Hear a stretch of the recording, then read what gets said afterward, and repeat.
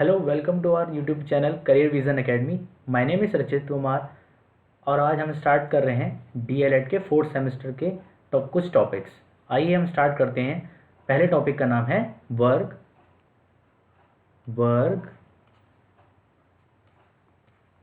वर्गमूल, घन,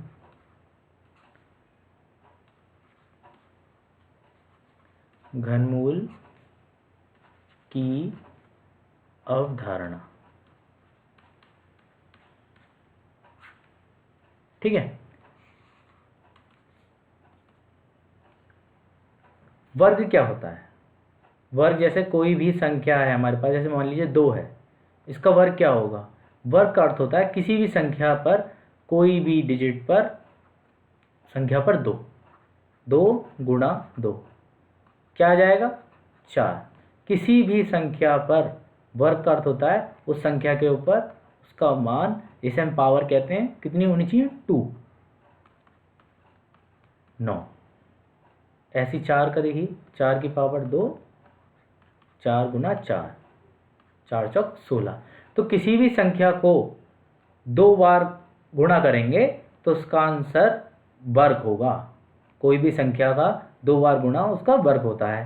कोई भी संख्या है उसकी 2 बार गुणा उसका वर्ग होता है। ठीक है। इसी तरह से जैसे अब ये हो गया वर्ग। अब वर्गमूल क्या होता है? किसी भी संख्या का वर्गमूल कैसे निकालेंगे? देखिए, मान लीजिए यहाँ पर कोई संख्या है 36 है, मान लीजिए, कैसे निकालेंगे वर्गमूल? अब देखिए, पहले 36 का एलसीएफ निकाल देंगे। देखिए, 2 18 जा 36, 2 9 18, ठीक है, 3 तिया 9 और 3 एकम 3, ठीक है। 2 गुणा 2 गुणा 3 गुणा 3। अभी हमने पढ़ा कि कोई भी संख्या अगर 2 बार है तो वो एक स्क्वायर होगी। अब ये 2 गुणा 2 किसका है? 2 और 2 गुणा किसका है? 2 का, तो 2 लिख लिया एक बार, ठीक है। 3 गुणा 3 का क्या है? 3 का है, 3, तो 2 तिया 6। तो 36 का जो वर्गमूल होगा वो होगा 6। ठीक है, आया समझ में? इसी तरह एक और देख लेते हैं क्वेश्चन। जैसे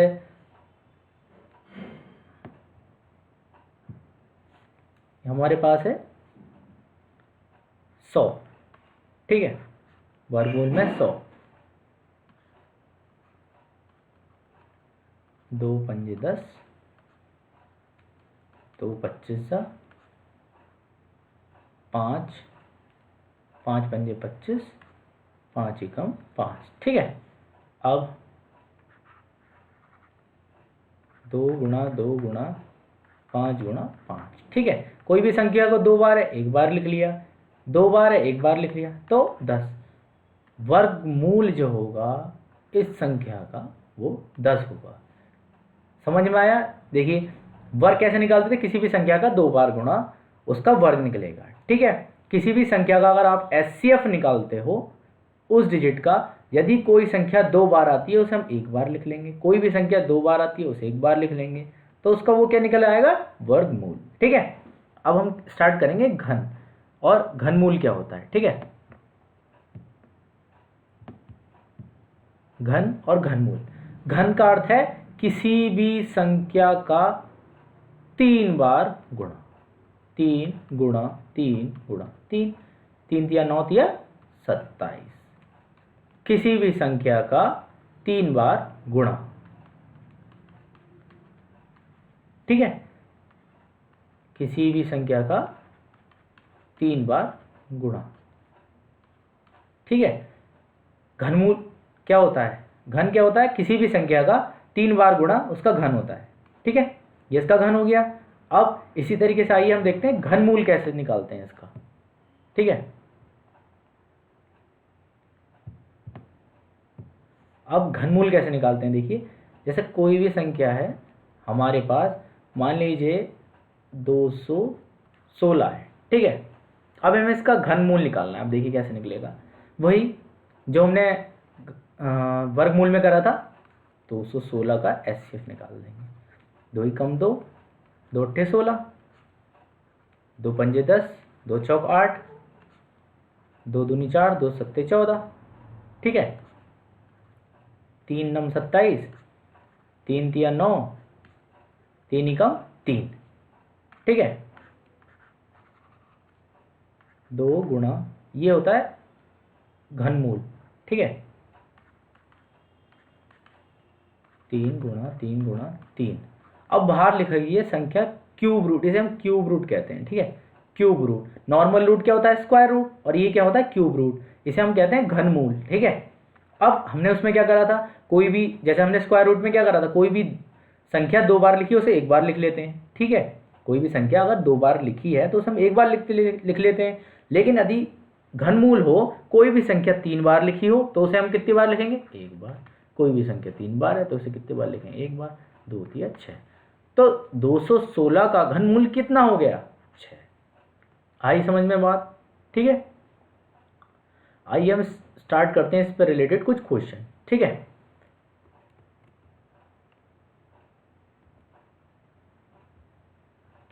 पहला एक क्वेश्चन है हमारे पास 0.000001, ठीक है। अब इसका घनमूल कैसे निकलेगा, देखिए। पहले हम क्या करते हैं, वही कि एक पॉइंट हटाते हैं। जैसे हमने ये पॉइंट हटाया ए, इसके आगे कितनी डिजिट है उतने जीरो लगा दो, 1 2 3 4 5 6, 1 2 3 4 5 6, ठीक है। ये आया। अब इस संख्या का हमें क्या निकालना है, वर्गमूल। देखिए कैसे निकालेंगे, ए अपॉन वर्गमूल निकालना है, ओ घनमूल निकालना है इस क्वेश्चन का। ये कितना आ गया, बाहर क्यूब रूट है, और ये 3 और 3 6, ठीक है। अब 1000 को, ये कितना है 10 100 1000 10,000 लाख, यह 10 लाख। इस संख्या को ऐसी डिजिट बनानी है कि क्यूब रूट बनने के बाद अंदर क्या बचे, एक संख्या बचे। अब देखिए 100 गुणा 100 कितना होता है, 10,000, 10,000 ही तो होगा। अब 100 गुणा 100 गुणा 100 कितना होता है, 2 2 4 2 6। इसका अर्थ क्या हुआ, 1 2 3 4 5 6, ठीक है। मतलब क्या है, ये संख्या कितनी है, 6 जीरो है ना, और ये भी 6 जीरो है, ठीक है। इसका अर्थ क्या हो गया, ये किसी का नहीं 100 का क्यूब है। इससे ये कट गया, बचा कितना हमारे पास 100, तो कितना आ गया। इसे हम कैसे दिशमलव में कैसे लिखेंगे, 0.01, ठीक है। आई बात समझ में, तो इसका आंसर क्या हो जाएगा ये, ठीक है, ऐसा आएगा। तो ऐसे क्वेश्चन जब भी मिले दशमलव वाले, पहले दशमलव हटा के उसके आगे जितनी संख्या है उतने जीरो लगा दो। तो हमने देखा कि 100 का वर्ग कितना होता है, 10,000 होता है। अगर इसका हम वर्गमूल देखें तो कितना आ जाएगा, एक के आगे 6 जीरो आ जाएंगे। तो हमारे पास क्या डिजिट थी, एक के आगे 6 जीरो थे, ठीक है। आई बात समझ में। आइए नेक्स्ट क्वेश्चन करते हैं इसके। यह है घनमूल ज्ञात कीजिए 8000 का, ठीक है। घनमूल किसका ज्ञात करना है, 8000 का। देखिए 8000, तो हमने पहले तरीका एक ही है सबसे पहले कि इसका एचसीएफ निकालना है, 2 चौक 8, ठीक है। 2 दूनी 4, ठीक है।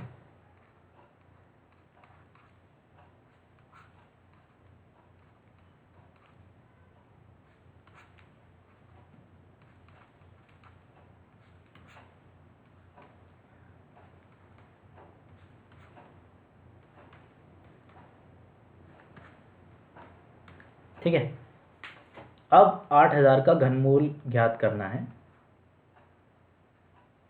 ठीक है। तो 1 2 3 4 5 6, ठीक है। ये हमें ज्ञात करना है 8000 का घनमूल, ठीक है। कितने 2 हैं यहाँ पर, 3 और 3 6, ये 2 ही है, 6 हो गया, और ये 5 गुणा 5 गुणा 5। ठीक है, अब हमने घनमूल में क्या देखा था कि कोई भी संख्या यदि 3 बार दी है तो उसे एक बार लिख लेंगे, यदि 3 बार दी है तो एक बार लिख लेंगे, यदि 3 बार दे रखी है तो एक बार लिख लेंगे। तो 2 दूनी 4, 4 पंजे 20, तो इसका 8000 का घनमूल क्या होगा? 20। बस यही आंसर है। आई बात समझ में? ठीक है, तो इससे रिलेटेड जितने भी क्वेश्चन हैं, घनमूल, वर्गमूल से रिलेटेड इसी टाइप के क्वेश्चन आएंगे। ठीक है, और इससे बाहर कहीं नहीं आएगा, कोई दिक्कत नहीं है। ठीक है, और आइए हम नेक्स्ट टॉपिक स्टार्ट करते हैं अब, जिसका नाम है किसी संख्या का वर्गमूल तथा दशमलव संख्या का वर्गमूल ज्ञात कैसे करें। ठीक है, आइए हम स्टार्ट करते हैं। पहले इसके बारे में थोड़ा सा पढ़ लेते हैं।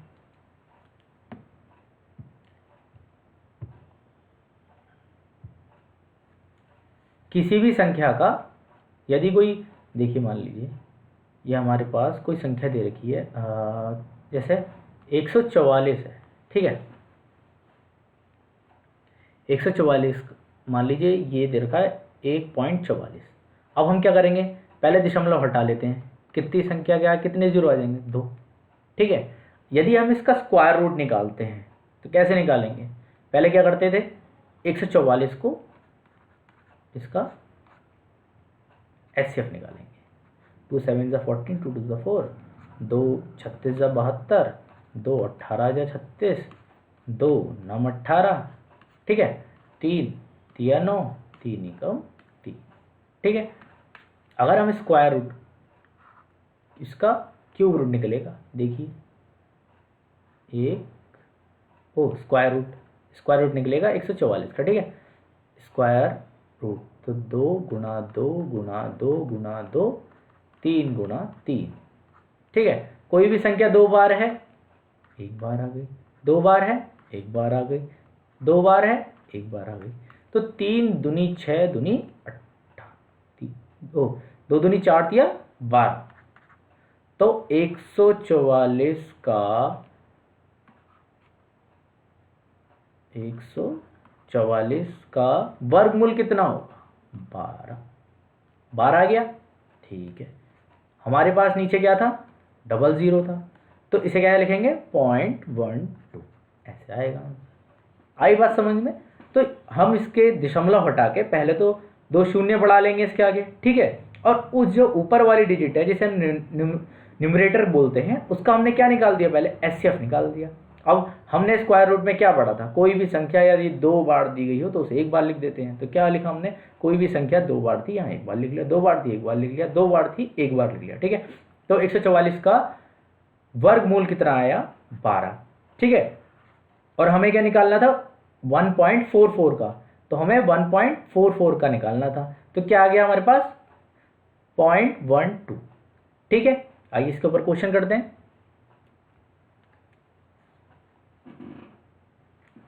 एक वर्ग आकार बाग को स्वच्छ, निर्मल एवं प्रदूषण मुक्त बनाने के लिए रख रखाव पर प्रति वर्ग मीटर 2.25 मासिक व्यय आता है। यदि बाग के रख रखाव पर मासिक व्यय 3600 हो तो बाग की लंबाई कितनी होगी? देखिए, यदि हमारे पास कुल कितना है मासिक? 3600। ठीक है, और मासिक व्यय आता कितना है? 2.25। ठीक है, अभी हमने सीखा था दशमलव हटा के शून्य बढ़ा देंगे। ठीक है, अब या तो हम इसे काट लें, वरना ये इजी भी कर सकते हैं। तो हम क्या करेंगे? इसको छोटा कर सकते हैं। देखिए, जैसे 5 से काट सकते हैं इसको। 5 चौक 20। ठीक है, 5 चौक 20 और 5 पंजे 25। ठीक है, अब 5 सत्ते 35, 35 हो गया, 5 दूनी 10। ठीक है, कितने आ गए? 3 0। ठीक है, अब फिर से 5 से कट जाएगा, हाँ जी कट जाएगा, क्योंकि आगे 0 है। ठीक है, बाकी 3 से भी काट सकते हैं। 5 9 जा 45 और 5 14 जा 14, 14 पंजे 70 होता है, और 5 चौक 20, 144, और ये 00 आ गया। अब 9 से कट जाएगा, देख लेते हैं कट जाएगा नहीं कट जाएगा, वरना आप 3 से काट लीजिए। 3 तिया 9, 3 चौक 12, 3 अट्ठे 24, डबल 0। ठीक है, तो 3 एकम 3, 3 छंग 18, तो कितना आ गया 1600। अब हमें क्या पूछा था, बाकी लंबाई कितनी होगी, वर्ग आकार, तो इसका क्या निकाल देंगे, वर्ग निकाल देंगे, सीधा सीधा क्वेश्चन में दिया है वर्ग आकार। तो 1600 का वर्ग कितना होता है, ये होता है 40। हाँ, यही पूछा था आपसे, आई बात समझ में। तो हमने क्या करा, उसे मंथली जो दे रखा था, व्यय जो दे रखा था वो 3600 था हमारे पास, और जो मासिक व्यय जो उसके पास आता था उससे हमने भाग कर दिया उसको, सीधा सीधा भाग करा, क्या है हमारे पास 1600। इसका स्क्वायर रूट निकालेंगे, इसका अगर वर्गमूल निकालेंगे तो कैसे निकालेंगे, देखिए वैसे तो इसका 40 ही होता है, फिर भी आप निकाल के दिखा देता हूँ। 1600 है, जैसे 2 अट्ठे 16, 400 दूनी 400, 100, 50, 25, 5 पंजे और 1। ठीक है, कोई भी संख्या 2 बार थी स्क्वायर रूट में कितनी बार लिखते थे, 1 बार।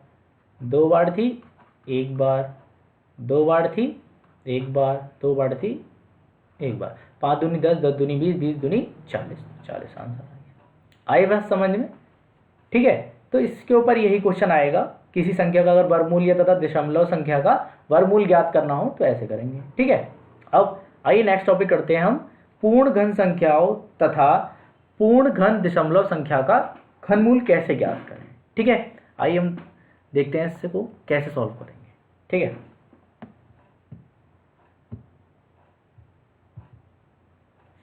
यदि कोई संख्या घनमूल में है, दशमलव में, ठीक है, मान लीजिए कोई जैसे 707.29, ये तो स्क्वायर हो गया, क्यूब देखेंगे मोटर की,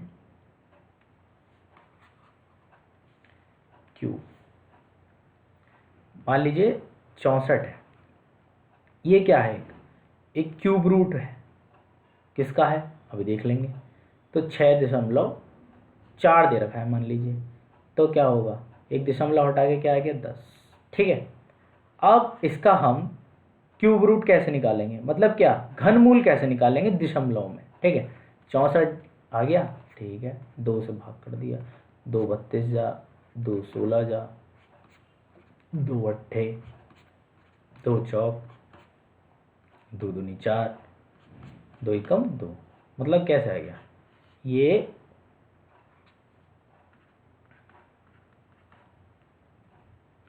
2 2 4 2 6, 4 5 6, क्या निकालना है, क्यूब रूट निकालना है, 1 2 3 4 5 6। ठीक है, तो हमने क्या सीखा था, यदि घनमूल है तो कोई संख्या 3 बार है तो कितनी बार लिख देंगे इसको, 1 बार, 3 बार थी 1 बार, तो क्या आ गया 4, और नीचे क्या दे रखा है 10, तो 10 से भाग दे, क्या आएगा 0.4, ये आंसर हो गया आपका। ठीक है, आई बात समझ में। आइए इसके ऊपर एक क्वेश्चन करते हैं, देखिए इसमें जैसे ये दे रखा है 13.824, ठीक है, 13.824। अभी हम क्या करेंगे, पॉइंट हटाया, कितनी संख्या है 1 2 3। ठीक है, अब 13,824 का पहले क्या निकाल लेंगे, SCF। ठीक है, 13,824, ठीक है, 2 छंग 12, 2 नम 18, 2 एकम 2, 2 दूनी 4। ठीक है, 2 तिया 6, 2 चौक 8, 2 पंजे 10, 2 छंग 12। ठीक है, 2 17 जा 34, 2 28 जा। ठीक है, 2 अट्ठे 16, 2 एकम 2, ओ 2 2 अट्ठे 16, 2 छंग 12, 2 चौक 8। ठीक है, 2 चौक 8, 2 तिया 6, 2 दूनी 4। ठीक है, 2 दूनी 4, 2 एकम 2, 2 छंग 12। अब 2 कम 2 108 है, ठीक है। 2 पंजे 10 54, ये आ गया 27। 27 क्या होता है, 3 3 ज़ा, तो 3 9 ज़ा, ये हो गया 3 9 ज़ा 27, 3 3 ज़ा और 3 1 ज़ा, ठीक है।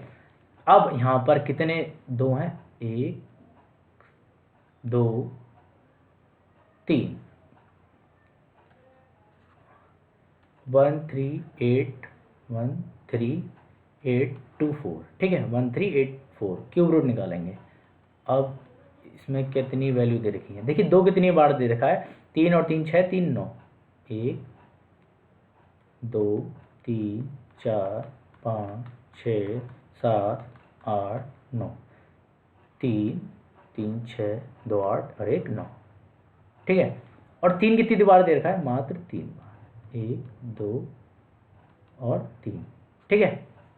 अब हमने घनमूल में क्या पढ़ा था कि कोई भी संख्या यदि 3 बार दे रखी है, 1 बार लिख दिया, 3 बार दे रखी है, 1 बार लिख दिया, ठीक है।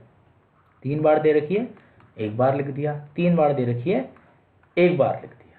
अब 2 दूनी 4 दूनी 8, 8 दिया 24, तो ये किसका घनमूल है, 24 का, 13 824। अब नीचे क्या डिजिट थी हमारे पास, अब इसे क्या कर देंगे, 24 को 1000 से भाग कर देंगे, 24/1000, तो क्या आ जाएगी यहाँ पर डिजिट 0.024, ये हो गया हमारा आंसर, ठीक है। गड्ढे की गहराई कितनी हो गई, 0.24, बस 0.024। आई बात समझ में, ठीक है। बाकी क्वेश्चन आप नोट कर लीजिए कहीं और करके लाइएगा, सेम ऐसे होंगे, ठीक है। आइए हम नेक्स्ट टॉपिक स्टार्ट कर रहे हैं, अगला यह है किसी सिक्के के उछलने पर चित या पट के ऊपर पड़ने की संभावना संबोध कीजिए, ठीक है। अब देखिए सिक्के को कैसे सॉल्व करते हैं, आइए हम स्टार्ट करते हैं सिक्के के ऊपर कैसे क्वेश्चन बनते हैं, ठीक है। मान लीजिए एक सिक्का है आपके पास, ठीक है, उसमें क्या होता है, या तो हेड होता है या तो वो टेल होता है। एक सिक्के के बारे में, एक सिक्के के ऊपर प्रश्न, ठीक है। कैसे आते हैं, या तो एक सिक्का उछाला, या तो हेड आएगा या टेल आएगा, या तो सन या तो मुहूर्त आएगा या आएगा सन, ठीक है। अब हमने एक सिक्का उछाला, आपसे पूछा जाए कि यदि वो टेल आए तो उसका लगभग मान क्या होगा। देखिए एक सिक्के के दो पहलू हो सकते हैं, पहली चीज, पहलू का अर्थ है कि या तो हेड होगा या टेल होगा, तो कितने पहलू हो सकते हैं उसके, दो। तो पहले तो जितने पहलू होते हैं उन्हें रख देंगे नीचे, ठीक है। अगर यदि आपसे पूछा जाए कि मुहूर्त आने की या टेल आने की क्या लगभग संभावना है, ठीक है, तो कितनी बार आएगा एक सिक्के में, तो सिर्फ एक ही बार आएगा, सीधा सीधा। यदि आपसे पूछा जाए हेड कितनी बार आएगा, वो भी एक बार आएगा, उसका आंसर भी यही होगा, ठीक है। तो एक सिक्के के लिए तो यही होगा। अब मान लीजिए आपसे पूछा जाए दो सिक्कों के लिए क्या आएगा, ठीक है, ये बात आई समझ में, दो सिक्कों के ऊपर कैसा आएगा, दो सिक्कों के ऊपर प्रश्न, ठीक है। दो सिक्के कैसे हो सकते हैं, या तो वो हेड हेड आ सकता है दोनों में एक बार, या तो वो टेल टेल आएगा, या एक बार हेड एक बार टेल आएगा, या एक बार टेल एक बार हेड आएगा। तो ये कंडीशन आपको याद रखनी है कि यदि आपके पास दो सिक्के हैं, देखिए एक सिक्के पे क्या आता है, या तो हेड आता है एक बार टेल आता है, लेकिन यदि आपके पास दो सिक्के हैं तो ये कंडीशन बनेगी। तो कितनी कंडीशन बनी है, मतलब उसके कितने पहलू हो सकते हैं, कितनी चीज़ें बन सकती हैं उससे, या तो दो बार हेड आएगा, दो बार टेल आएगा, या हेड टेल या टेल हेड। तो कितने बन गए यहाँ पर, 4, ठीक है। अब आपसे पूछा जाए कि दोनों बार टेल आए तो उसका लगभग मान कितना होगा। देखिए दो बार टेल इसमें कितनी बार आया, सिर्फ एक बार, तो क्या आ गया 1/4। दो बार हेड कितनी बार आया है, 1/4, ठीक है। यदि आपसे पूछा जाए कि संख्या में या तो हेड और टेल दोनों बार आए, तो कितनी बार आया, एक और एक दो। पहले पे हेड टेल, तो उसमें पूछा जाएगा, मान लीजिए आपसे पूछा जाए हेड टेल दोनों आए, ये नहीं बताया कि पहले सिक्के या दूसरे सिक्के पे, लेकिन तो इसमें क्या क्या आएगा कि ये संख्या कितनी है, दो बार ऐसा हो सकता है। यदि आपके पास दो सिक्के हैं, यदि आप उनको एक साथ उछालते हैं तो एक बार हेड टेल आ सकता है, या एक बार टेल एक बार हेड आ सकता है। तो इस संख्या कितनी है, दो। और ओवरऑल कितनी है, मतलब पूर्ण कितनी है, मतलब लगभग 1 2 3 4, कितनी है, 4। तो इसे काट देंगे, 2 ही कम 2, 2 दूनी 4, तो ये आ जाएगा आंसर। आई बात समझ में? ठीक है।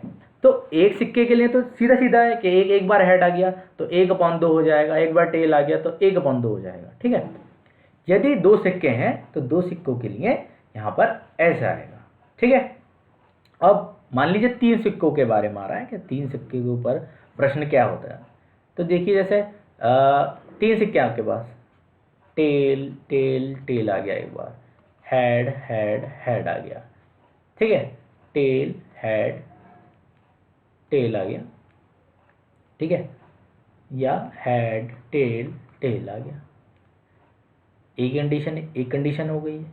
या फिर एच एच टी आ गया, या टी एच एच आ गया। ठीक है। ठीक है। तो 1 2 3 4 5 6, इसमें 6 कंडीशन बन गई। एक ये बन गई, एक ये बन गई, एक बार एच बीच में आ गया, एक यहाँ आ गया। ठीक है। 6 कंडीशन बन गई, तो 6 बन गई। ठीक है। आपसे पूछा जाए कि तीनों सिक्कों पर एक बार हेड आएगा तो कितनी, कि उसकी लगभग संख्या कितनी होगी, तो 1/6।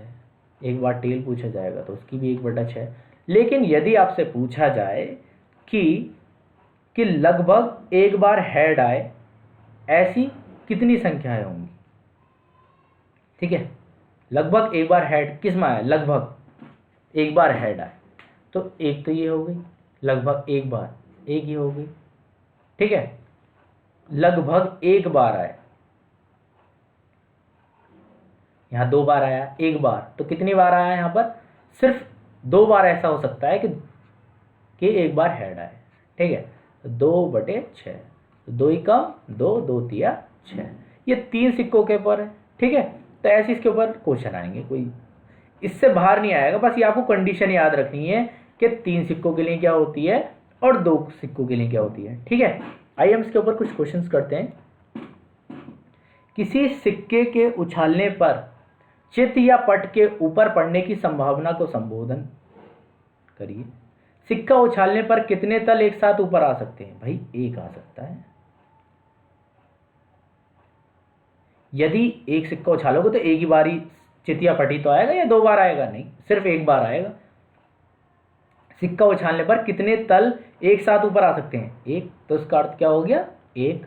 अब पूछा है क्रिकेट मैच के प्रारंभ किस वस्तु को उछालने से होता है, सिक्का।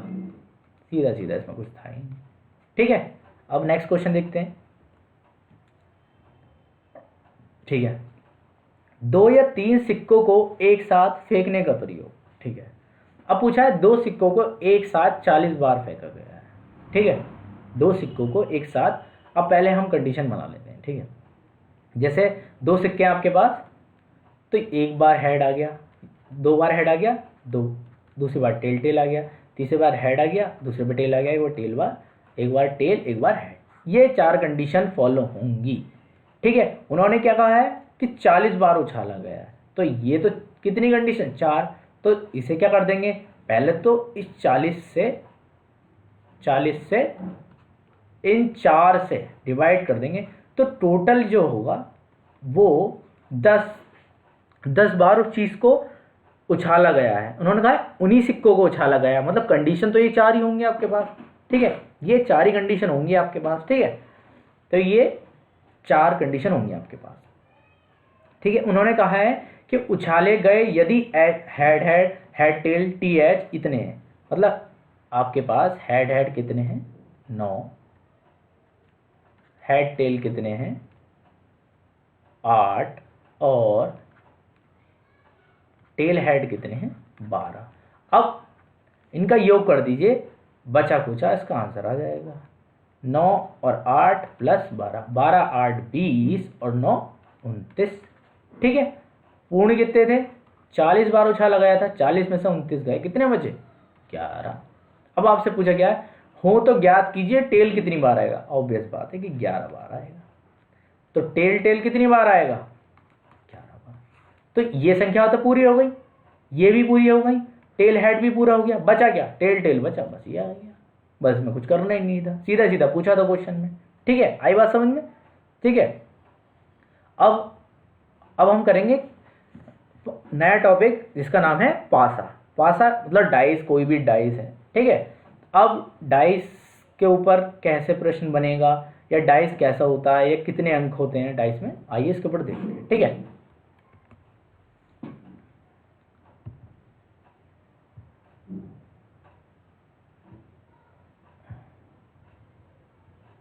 देखिए पासा।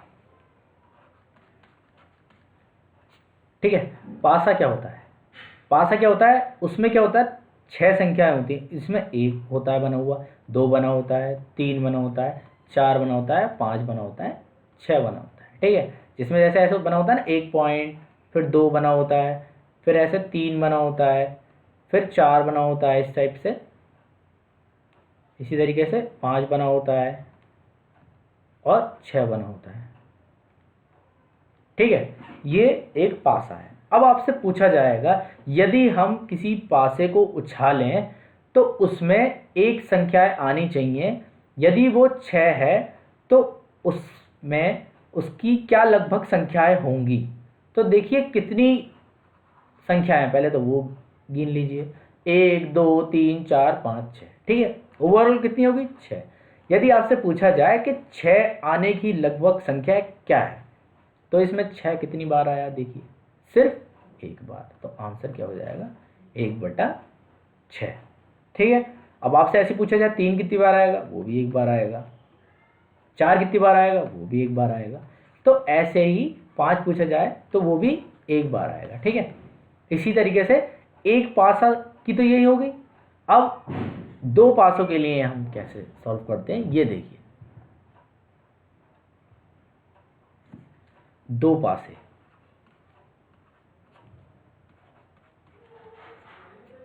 पासे। ठीक है, 2 पासे कैसे बनाएंगे? अब इसके ऊपर जो कंडीशन है वो थोड़ी सी बड़ी है लेकिन इजी है। देखिए एक बात बताइए, आपके पास 2 पासे हैं। ठीक है, कंडीशन क्या बनेगी पहले देखिए, कि एक बार 1 1 आ जाएगा,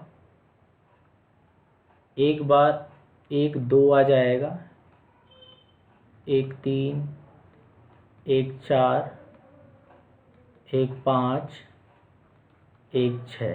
ठीक है, 2 1, 2 2, 2 3, 2 4, 2 5, 2 6। ठीक है, 3 1, 3 2, 3 3, 3 4, 3 5, 3 6। ठीक है, 4 1, 4 2, 4 3, 4 4, 4 5, 4 6। ठीक है, 5 1, 5 2, 5 3, 5 4, 5 5, 5 6। ठीक है, 6 1, 6 2,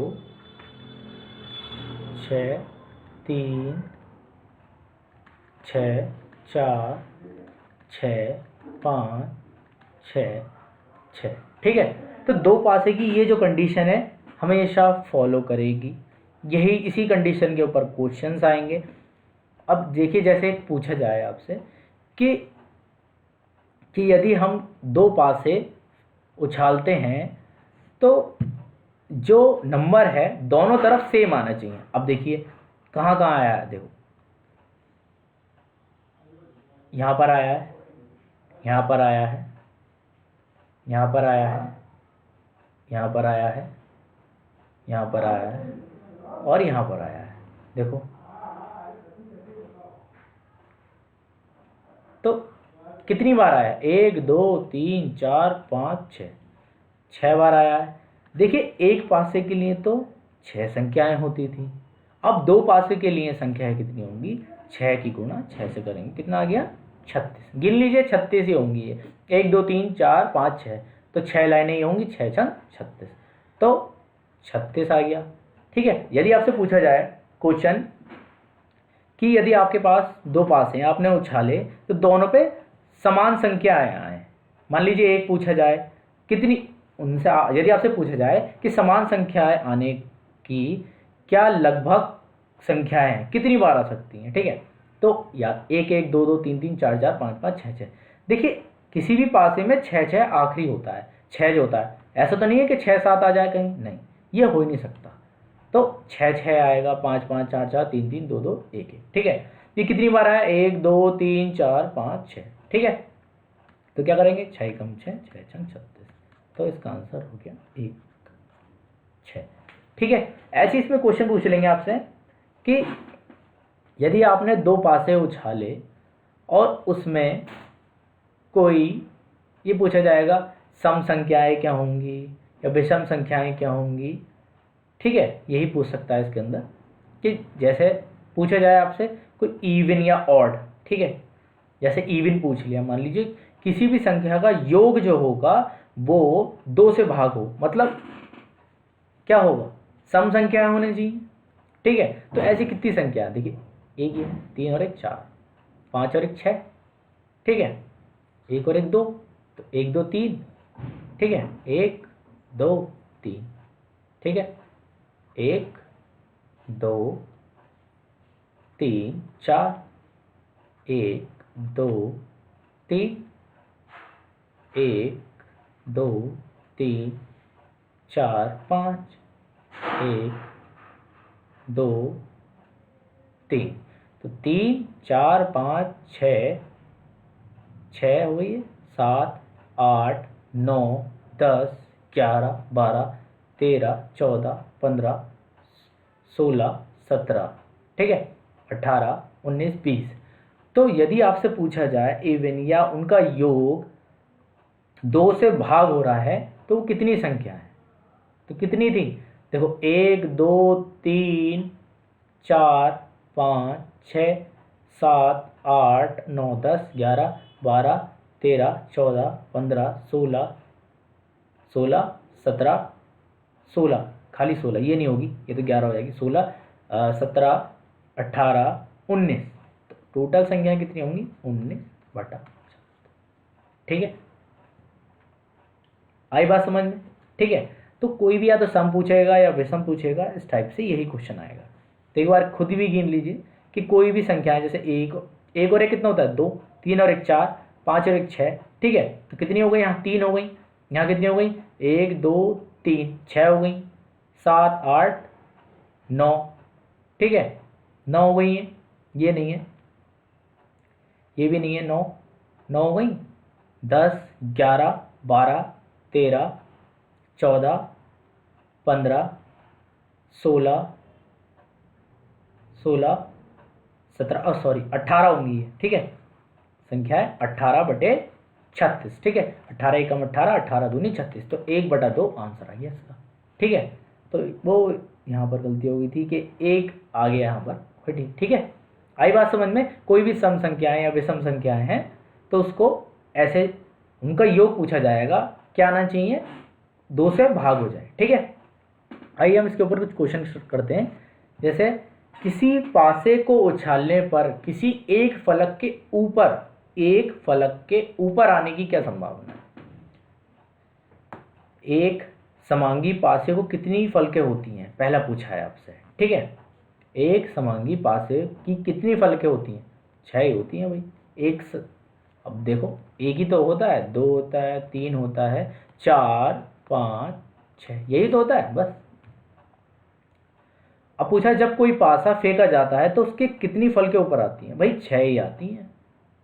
अच्छा ये पूछा है कि जब कोई पासा फेंका जाता है तो उसकी कितनी फलकें ऊपर आती हैं, भैया एक ही तो आएंगी।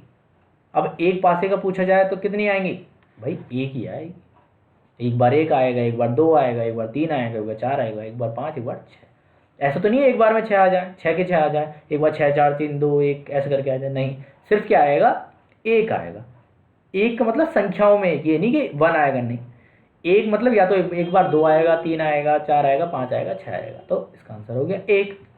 ठीक है, अब आपसे पूछा है एक समांगी पासे को 54 बार फेंकने पर यह पाया गया कि सम संख्याओं के ऊपर आने की संख्या तो 25 है, तो ज्ञात कीजिए कि विषम संख्याओं के ऊपर आने की कुल संख्या कितनी। अब देखिए, किसी भी संख्याएं हैं, प्राकृतिक संख्याएं हैं, तो या तो उसमें सम संख्या है या विषम संख्या है। ठीक है, या तो इवन है या ऑड है, सीधा सीधा।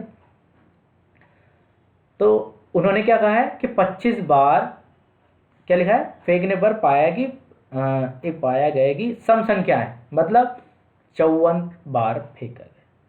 ठीक है, एक पासे की बात चल रही है, तो उसमें से 25 क्या है, सम संख्या है, तो बचा कितना बचा इसमें, 14 में 5 गए 9 बचे, 4 में से 2 गए, तो बचे। तो पूछा है आपसे विषम संख्या के ऊपर आने की कुल संख्या कितनी है, 29। बस यही पूछा है इसके अंदर, ये आ गया।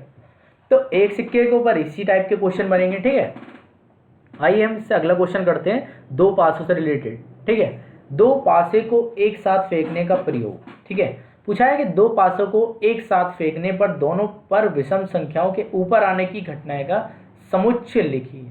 अब देखिए, हमने जैसे पढ़ा था कि 2 पासे के ऊपर किस टाइप से बनेगा, देखिए इस टाइप से, ये पूरी कंडीशन आपको याद रखनी होगी। ठीक है, तो इसके ऊपर जितने भी क्वेश्चन बनेंगे सिर्फ इससे बनेंगे। कभी आपसे सम पूछ लेगा, कभी विषम पूछ लेगा, तो इससे रिलेटेड आपसे यही क्वेश्चन आएंगे। अब पूछ लिया जाएगा कि कोई भी संख्या 2 बार आए, तो ये बनेंगे इस टाइप से क्वेश्चन। ठीक है, तो आज के ये टॉपिक हमारे होते हैं ख़त्म, पार्ट 1। ठीक है, और इससे आगे के टॉपिक पढ़ेंगे हम नेक्स्ट क्लास में। ठीक है, till then please like the video, subscribe the channel Career Vision Academy. Thank you.